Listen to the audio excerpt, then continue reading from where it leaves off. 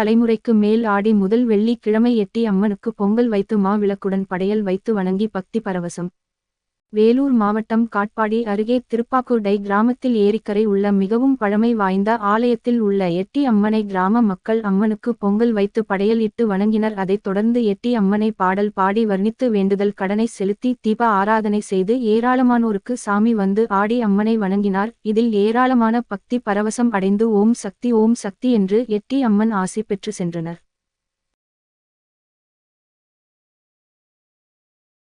காட்பாடி தாலுகா அம்முண்டி மதுரா திருப்பாக்குட்டை ஊர் மக்களுக்காக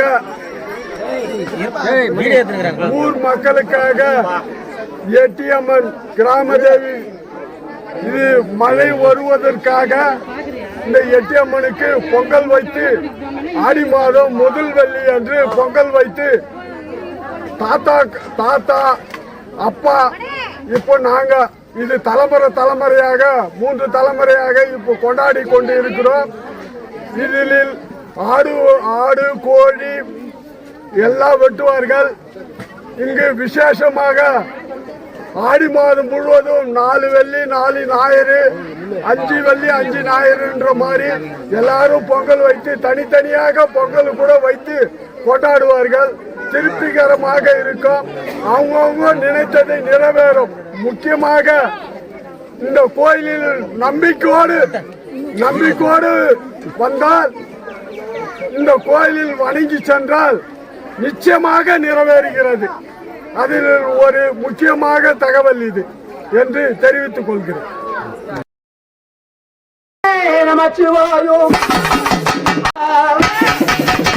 கும்பலை அவனை தீர்க்கம் கவலையா அவன் தீர்க்க வந்த சருகுரு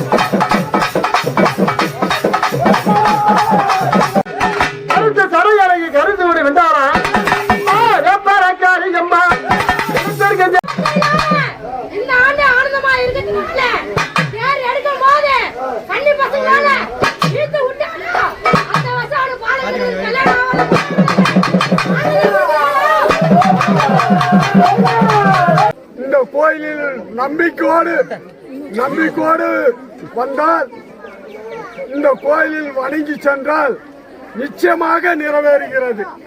அதில் ஒரு முக்கியமாக தகவல் இது என்று தெரிவித்துக் கொள்கிறேன்.